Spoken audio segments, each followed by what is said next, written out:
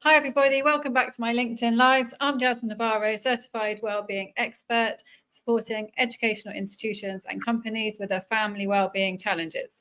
And as you know, every week I interview different experts who make a difference.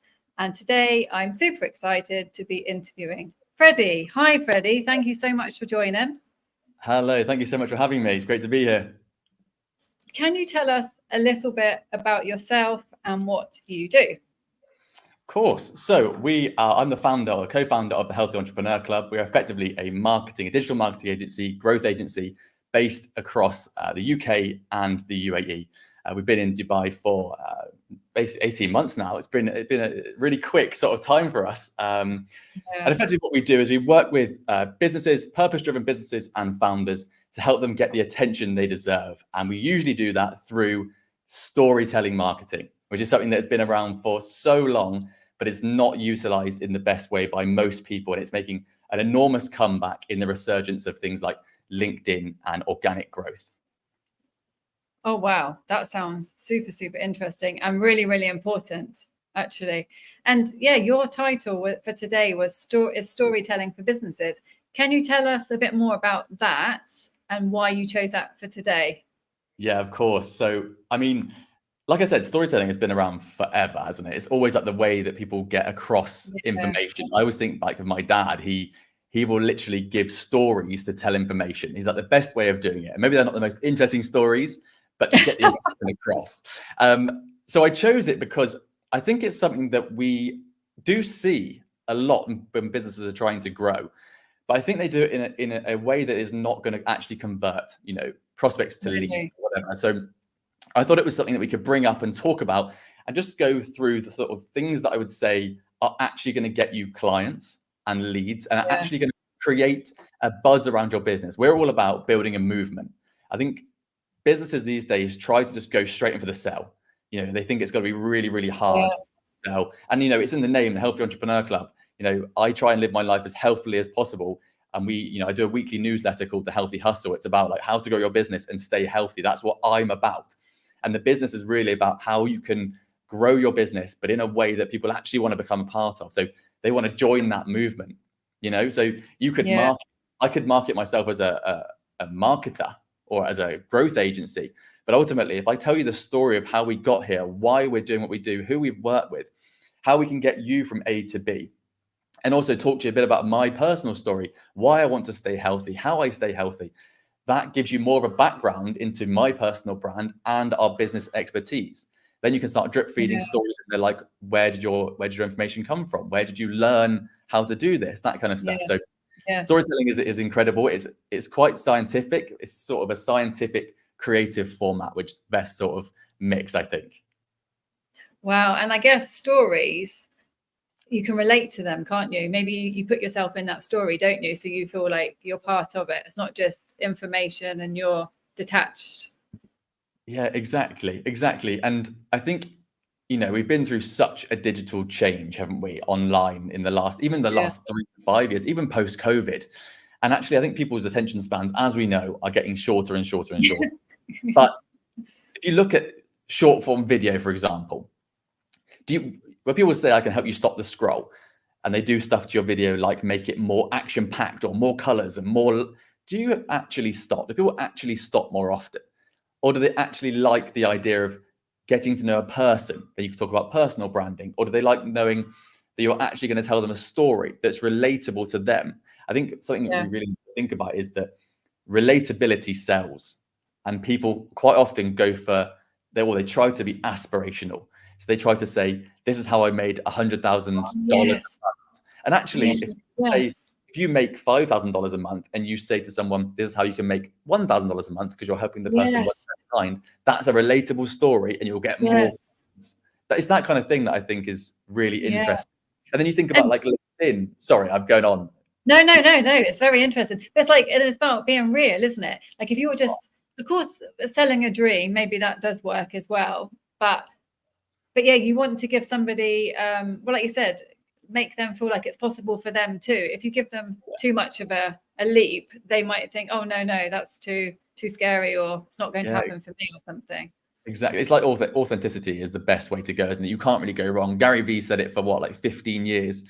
Document, don't create. Like, don't try to think about what people want to see. Just be you and document it. And it's sort of the best way to go. And I think before Christmas, I did the classic trick of, what I think is going to happen in 2024 in the sort of marketing space. And one of the things I said I think will happen is we'll see the death of the narcissist.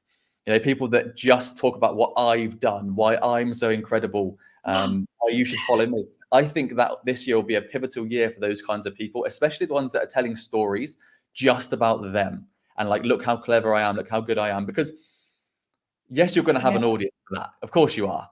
You're right. Going to be the people that you want to sign as clients. So you can build an audience, but actually, are you going to build an audience of people that are your ideal clients? And before Christmas, I had on my podcast, Sean Hanif, who's the CEO of GenFlow, which is a company that created people like KSI, Logan Paul, Mike Thurston, Grace Beverly. They really help with Iman Gadzi. They help with these kinds of influencers. And he said that people that are creating content and telling stories are going to, you could almost say influencers, but I'll definitely strike that off because it's actually just creating. Any business that needs to succeed has to create. And he said that anyone that is not creating in 2024 is going to be completely left behind. And I think that is really hit me really hard because the amount of people that are creating, so they're on that bandwagon, but they're doing it wrong. They're just losing resources. They're losing credibility. They're losing their sort of shot at how to gain notoriety. And I think the more people you listen to and try and cut through the sales tactics that people are using to say you're going to be left behind, there is definitely something to be said for needing to keep up with the marketing landscape, I think. No, this is so interesting. Let me just say hi to everyone who's joining. Hi, Shahar. Good morning. So where are you signing in from? Lovely to see you. And Cecilia, you rock. Thank you so much. Happy New Year to everybody too. I forgot to say Happy New Year. Happy New Year to everybody. And please let us know if you have any questions or comments. We love to hear from you. Right, Freddie, this is so interesting. I've got so many questions. Like I never really know when you stop saying Happy New Year. I feel like I just keep saying it until I've seen everyone once. One of those things, isn't it? I think January you're allowed, but not in February. I like that. That's good. That's a good idea. Whole of January. But like, so you said about sharing stories. So like, how much of a story do we share? How do we share the story? Is it on LinkedIn? Is it like, there's so many questions. Like, where do we start? Because I think it can be very overwhelming when you have all of this information, but you don't know how to start. So what I would say is that let's start with the where. So you've mentioned LinkedIn there. So LinkedIn is the fastest growing social media platform right now. Is it really? Organically. Right. And okay. YouTube is the biggest search engine, organic search engine in the world right now. So more people go to YouTube than they go to Google. Interestingly, those are two places that you create, aren't they? They're both creating platforms. So that already shows you straight away people want to consume, right? So then you have to choose, do you want to be a consumer or creator? Because it's very hard to do both because you get confused and, it's really, really difficult. So those are the two places. We've touched on video. Video is very similar. Obviously, you've probably tried to create, if you're watching this, stories or some sort of content on Instagram before. You could then put those reels onto YouTube. So it's not a far cry to use YouTube. The idea of what we want to do now is we want to create more and more value. So if you have short form reels on Instagram and they go onto YouTube, those are just sort of promotional hooks. They have to add value. So you have to learn something or do something or allow someone to link them, bond to you, but they should be driving your traffic somewhere else. So they're probably going to drive to one of two places, either a newsletter or some sort of list where you can add massive value. And your newsletter should be incredible because you should be giving away more than the people around you, your competitors, are selling, because you should be able to do that if you're good at what you do. Okay. And the other place to push people to is your YouTube channel, because YouTube, you can still grow massively. And again, you can build a community. Community is really important, which is why we'll go back to LinkedIn. Subscribers. You're talking about subscribers. Yeah, exactly. Oh, okay. Exactly. Okay. And then there's a whole load of stuff you can do on YouTube to try and anyway. If I then take you to LinkedIn, because I just spoke about then community. LinkedIn is misinterpreted by most people. They think that LinkedIn is just a place for professionals to show that they've got a new job, which it used to be, but obviously now it is a community-based platform. And you look at creators who are even just putting pictures up every day and doing a small story. They are growing so quickly and making more money than you can imagine, because it's a place that people are looking for inspiration and for people to get in front of. And I think LinkedIn's a great place to go, but that's obviously a different way of telling a story. So you said how. So if I talk about, what do you mean story? So stories on LinkedIn, I would talk about, well, you've got 3 different kinds of people you need to talk to in any place, but I'll use LinkedIn. The person that knows and loves you, the person that has heard of you but doesn't know you that well, and the person that's never heard of you. So you need to split that up into 3 kinds of content that you put out. Wow. Then you also need to think about what they're going to want. So the person that knows and loves you is probably going to want to see, Jasmine's day-to-day life more often than not. The person that's never heard of you is probably going to be brought in by something educational, a really cool hook where you're going to teach them something. And the person in between is going to want to mix. So you need to think about those 3 things. What does the person who's in front of you want to hear? That's really, really important. Very good. So that's really important is your content pillars. So how do you fulfill those 3 people? You have your content pillars. So we always recommend 3 to 4 content pillars. So what do you want to be known for? So if I was going to put you on stage tomorrow in front of 3,000 people, what are you going to talk about? What is your top voice badge on LinkedIn going to be? Because then you can have your content pillars around them. So you only talk about 4 things. So if you're, or me, for example, I could talk about health. I could talk about growth. I could talk about my podcast. And then I wouldn't deviate from those 3 things, right? That's all I talk about. Oh, yeah. That's true. Okay. And then the actual story. So how do you actually write a story where you write it with a hook at the top? So LinkedIn, you'll only see the top 1 line and you'll see a photo. Then it will say see more. So the trick on LinkedIn is to get someone to click see more. That's all we're trying to do. If they click see more, they're going to read your story. Hopefully they're going to like it and they're going to follow you. And you've built that sort of relationship, because we're always looking for know, like, and trust, aren't we? We need the crux of sales is know, like, trust. So what we would do is have a really cool hook, but we're past the age of clickbait. So you need a hook that actually makes sense. So I couldn't say how I made £1 billion in a day because I haven't done it. So therefore it doesn't make sense to say that. And if I had a hook like how I made, say I made $1 in a day, someone might be interested in that. And the picture would be of me, I don't know, at my laptop with a coffee making $1. If it was a picture of me flying a kite and I said, this is how I made $1 billion in a day, you might be intrigued, but you might not click on it. There's that risk that you run. Because it's not true or something. It's not real. Exactly. And then like in any story, you need to think about the white space. So how is the text actually sat on the page? Really? Is it skimmable? Like, can I read it quickly? Is it long? Is it short? Is everything visual from storytelling is as important as what you actually write, I think. No, that's very good tips.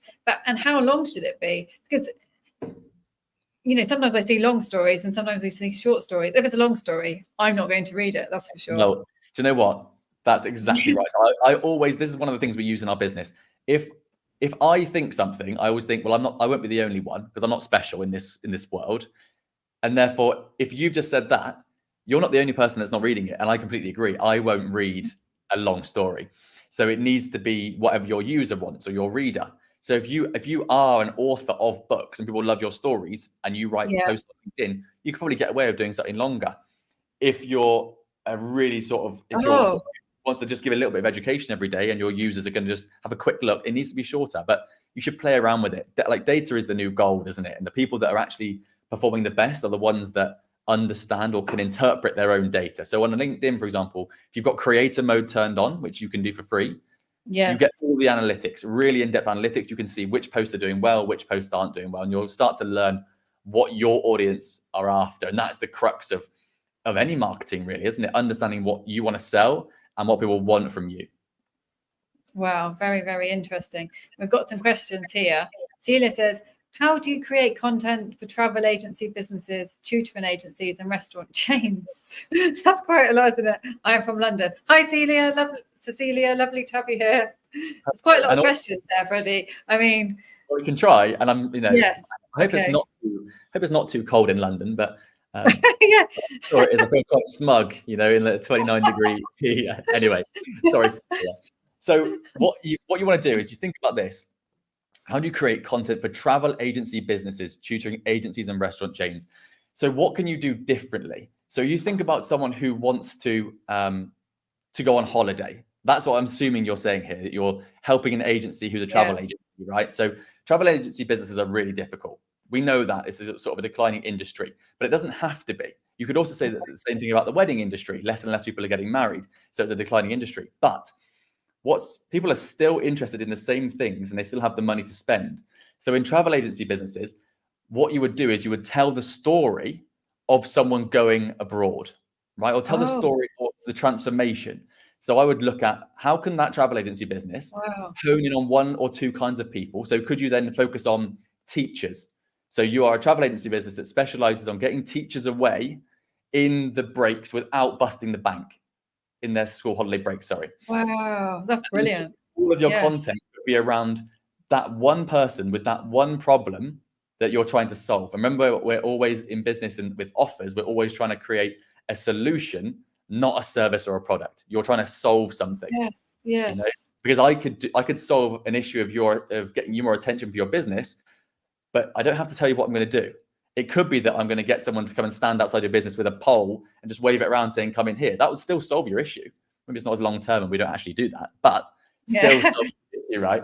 So if that's sort of what your question is, that's what I would do. I would look at an angle and try and sell a transformation or a solution rather than just say, these are the best deals for January, because we never want to race to the bottom, which is price. We want to race to the top. So ultimately, you want to put your prices up and up and up because you have a better and better solution and you can add more value. There's a really good book called, it's on my bed, so I'll tell you right now, it's red and it's called... You can always put it in the chat afterwards anyway. It's something like, someone has to be the most expensive, why not make it you? It's something like that. Really, really good book about racing to the top, become the best. That sounds really good, because I think a lot of people, especially if they're new, they tend to give things away for free or be cheap. Exactly. And also to that point as well, think about where you are in terms of your platforms. If I had a travel agency business and I was in London or I was helping these people grow, I'd be like, well, people probably on holidays want to go and look at stuff. So I'd have a YouTube channel. I'd have a really good newsletter behind an email wall, giving the best deals out all the time, like secret deals. And I'd be doing stuff like talking about the best places to go for relaxation or for, rejuvenation, that kind of thing. And also definitely be on LinkedIn. Brilliant. I'd grow on LinkedIn because that's where people are going to be looking because they're professionals. Brilliant. Thanks, Freddie. Hi, Bori. How are you doing? And Bori says, photos are so important. Bori is a photographer and talks a lot about photos. Yeah, creative. She's an empowering photographer as well. Perfect. There you go. Yeah. So yeah, exactly. Photos or any creative is so important. You look at video these days. 5 years ago, or what is it, 6 years ago now? Well, whenever it is, sort of between 2015 and 2020, you could get notoriety online just by putting a picture up of you or a video up of you talking just to your phone. Really? Yeah, of course you could. But now you can still get notoriety, but you have to have some sort of angle. So, you like Boris saying here, you have to have really good pictures. You have to have really good hooks and stories. You have to have really good video, well-made video.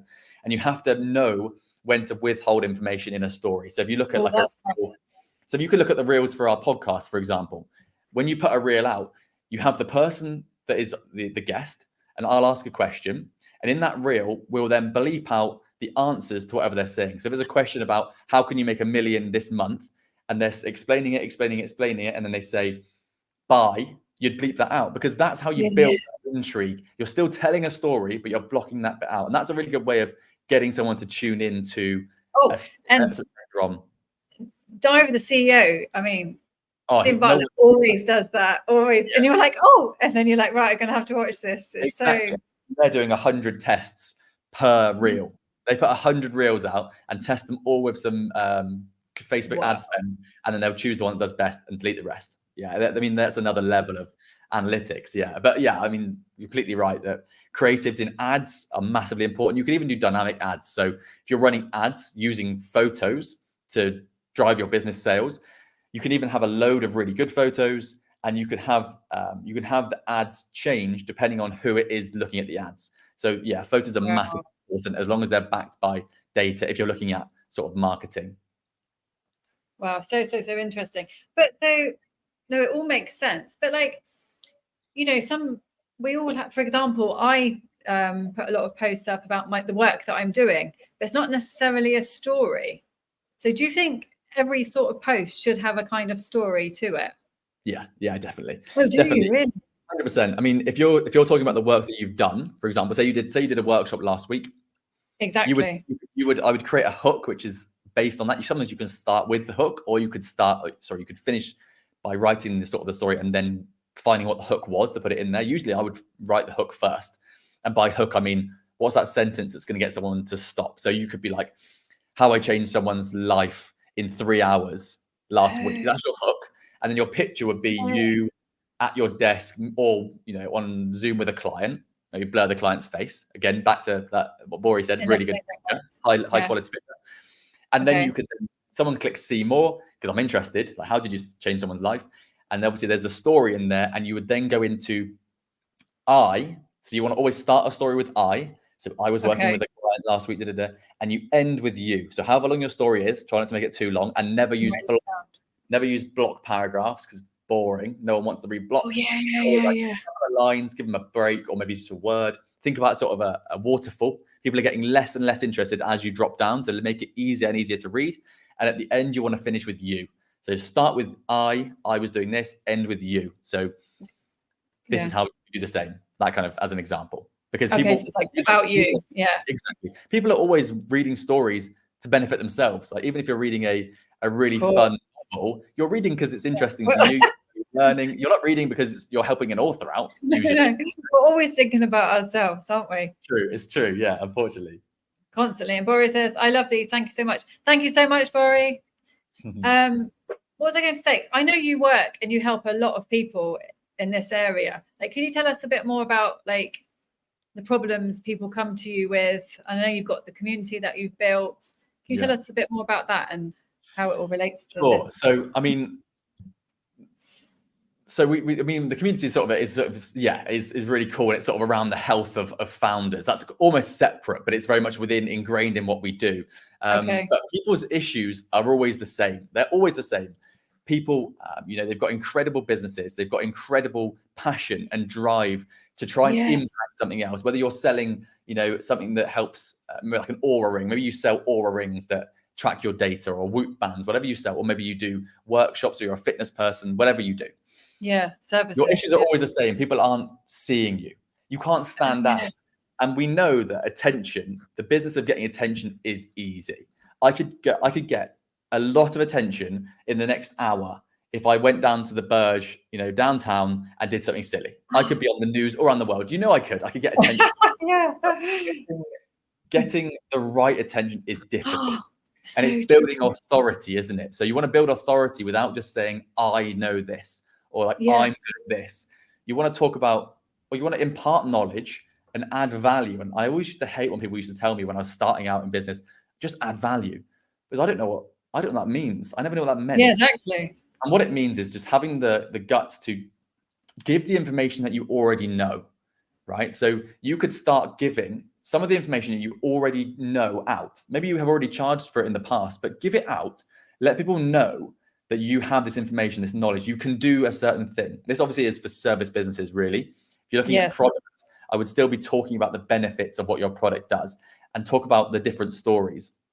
But it's always about talking about that transformation. And it's important to remember that we all need, as founders, a number of stories, but you need 3 basic ones. So you need your origin story. So what's your background? Why are you credible?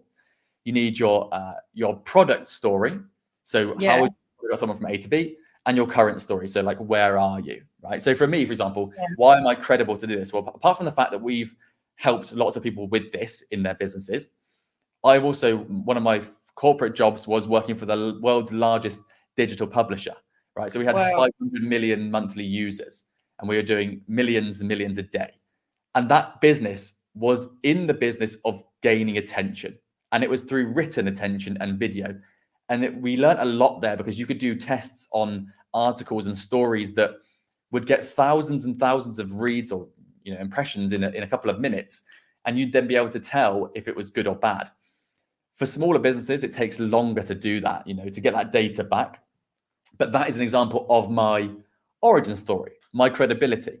So if you haven't got those 3 stories already, I would definitely write them down. Just write out, like, why am I credible? How have I helped someone? And who am I now? What am I doing now? I love that. But sorry to interrupt you, but how often would you talk about those 3 things?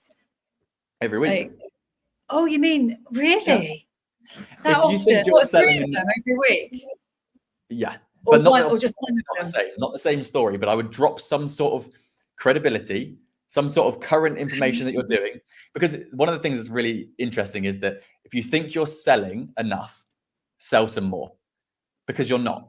You think if you get 10 to 50 new followers on LinkedIn a day, they found you today. They've never seen your other stuff. And this is saying earlier about having the different people that follow you. So those 3 different kinds of people you need to cater to. The one that knows and loves you, the one that's heard of you but doesn't know you very well, the one that's never heard of you. You need to constantly think about how you're catering to those 3 people. Because if you only talk about the work you're currently doing, I'm never going to find you. I'm never going to find you. Oh my but if God, you're talking about your story now and again, and I come across, oh, Jasmine did this, this, and this, 10 years ago, that's her origin story. I'm like, wow, this is cool. What else does Jasmine do? Oh, wow, she's currently working with someone to get them from A to B and change their life in 3 hours. Wow. That's such an important point, I think, because I do all my posts and everything, and because I've seen them all, sometimes I think, oh, I don't want to do something like that similar again. But of course, it's, like you said, everything, there's always new followers coming, new people. Of course. Oh, wow, that's very all you have to do, if you really think about it, you just have to write those 3 stories out. Just write the information about it, not even the whole story. Credibility. Yeah, so your origin story, so your credibility. So where have you come from? Why should I trust you? Yeah. Your current story. So who are you now? Where are you now? What are you doing now? Okay. And that's the one that people who love you want to hear the most of. Okay. And then you've got your product story. So that's the one that's in the middle. Someone who's probably heard of you but not very much. Your product story is how you get someone from A to B. So what does your service or your product do? What's the transformation? Oh yeah. Okay. Those 3 things. That's brilliant. Do you mind on the post on LinkedIn if you can write those questions out? Yeah, of course. Yeah, that of would course. be amazing. And obviously drop all your links in there. So we're running out of time. Oh my God, let me just say, Ashlyn says, hi Ashlyn, good questions to reflect on. Thank you so much, Ash.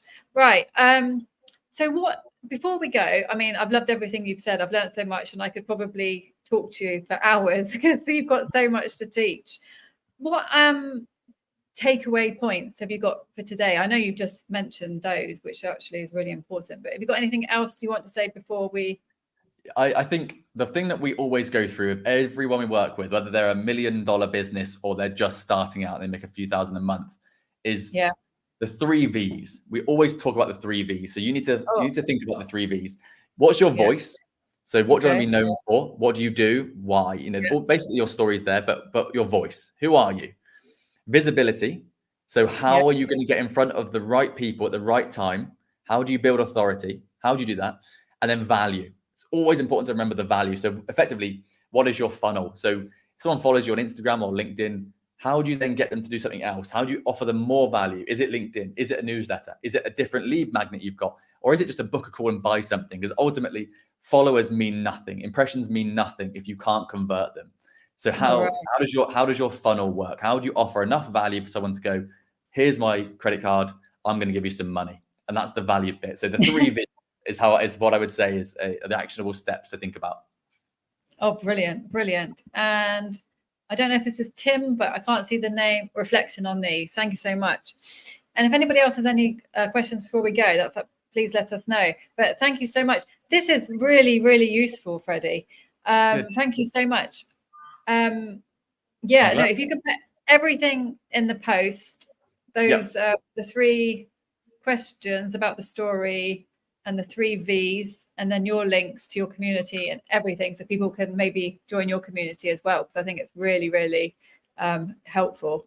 And what was I going to say? And how can people find you? How else can people find you? So they can find us at thehealthyentrepreneur.club.com. They can find me on LinkedIn. I'll comment on this post. We're also, the podcast is on the on podcast. Instagram, Healthy Entrepreneur Podcast, and we're both, we're on Instagram as well, Freddie Pullen or Healthy Entrepreneur Club. Amazing. So if you can leave everything on the post, that'll be amazing. No and if anyone has any questions for Freddie, please message him directly or on the post. That's fine too, and we will get back to you. Thank you so much, Freddie. It's been an absolute pleasure, and thank you, everybody, and see you next week. Thank you for having me.